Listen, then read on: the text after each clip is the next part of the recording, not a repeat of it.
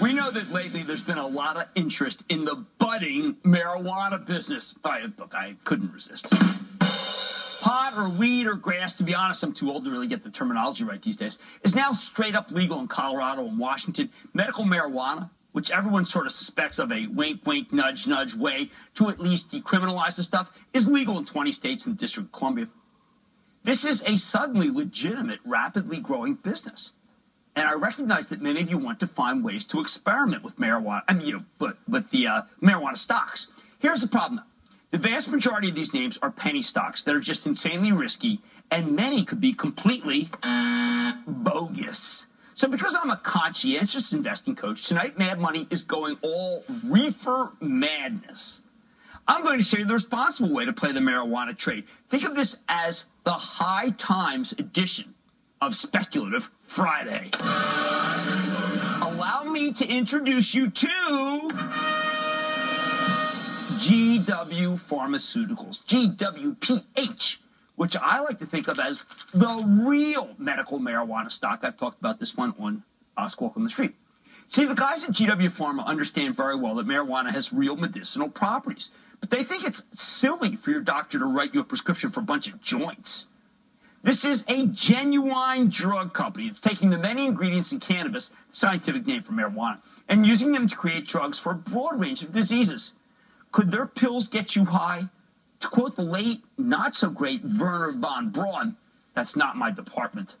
GW Pharma is working on developing these drugs using a whole library of internally generated cannabis plants that have the right levels of the chemicals that we're looking for in a controlled and reproducible amounts. The thing is, in addition to THC, that's the active ingredient in getting stoned, there are more than 70 other chemicals in marijuana, some of which have been shown to have positive medical effects. And GW Pharma is testing a number of these to find drugs that work. Why not? Think of it. Many of our most common drugs are based on plants. Like Foxglove produces digitalis. So why is a marijuana pill, though, better than smoking the actual plant? Very simple. When you take a drug, any drug, you really want to take the same consistent dose every single day. If your dosage varies all over the place, then your medicine is not going to work like it should. The problem with traditional medical marijuana is that one batch of actual weed could be very difficult from another batch, which means anybody who's smoking the stuff for medicinal purposes is not getting the kind of consistent dosage they need or that the FDA would conceivably ever allow to be sold in this country. GW Pharma is developing products that will be manufactured using a standardized process with consistent batches. And most important, they're going through all of the steps to get FDA approval. This will indeed be genuine medicine. And as much as marijuana has become a lot more socially acceptable in recent years, I know there's still plenty of people who would feel more comfortable just swallowing a pill rather than having to buy a bong to take their medication. I mean, anybody who watched for a few dollars more when they were growing up is going to be a little leery of actually smoking the stuff.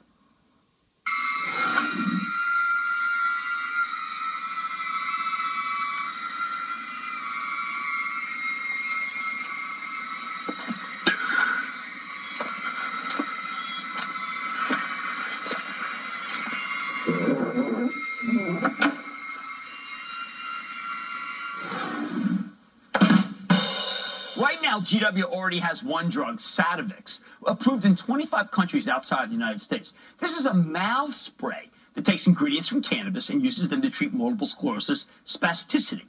Thanks to a terrific piece that my personal doctor, Jonathan Lepook, did earlier this week for the CBS Evening News, where he is also a TV doctor, we know that on Monday, the American Neurological Society confirmed medical marijuana works for these MS cramps, and you can watch that report on CBSNews.com, because I am telling you, this is real, and it is going to happen.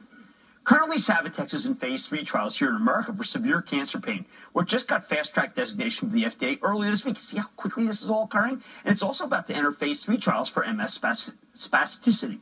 Between these two indications, this drug could do around $800 million in peak sales. And some analysts actually think this could be a multi-billion-dollar drug, although not all of that will go to GW because they've licensed much of the overseas and marketing rights to Bayer and Novartis. Meanwhile, GW Pharma is also developing a cannabis-based drug called Epidiolex to treat epilepsy. This is much further from hitting the market.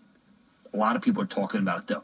It's only expected to enter phase 2 clinical trials later this year. But so far, the results have been very compelling. With the drug reducing epileptic seizures in a dramatic and statistically significant way, you better believe that people who have this disease and their moms and dads are going to demand this thing. This could be a pretty big deal because the current crop of epilepsy drugs can have some real nasty side effects. And since Epidiolex is THC-free, it uses a different chemical called cannabidiol. Patients aren't going to be stoned out of their darn minds all day if they take it. GW is also testing Epidiolex for Dravet syndrome. That's a severe form of pediatric epilepsy that only afflicts about 5,000 people in the United States. The key here is that this is an ultra-rare condition, which means GW just might have an orphan drug on its hands. Remember, we love orphan drugs on Mad Money because they get all sorts of extra intellectual property protections, and the companies that can make them can charge prices that we might think are insanely expensive. In this case, we might be talking about $300,000 per year, but insurance companies have to pay up because patients literally have no other alternative. And it's possible this drug could also treat other severe epilepsy subtypes too, which is what my sources say. In the end, Epidiolex could do as much as $2.5 billion in worldwide peak sales. Wow.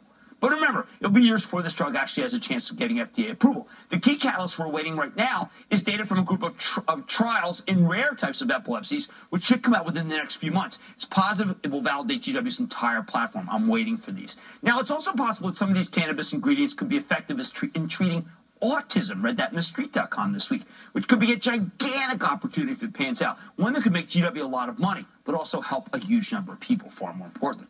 Again, though, we don't even know whether this will work. It's just buzz.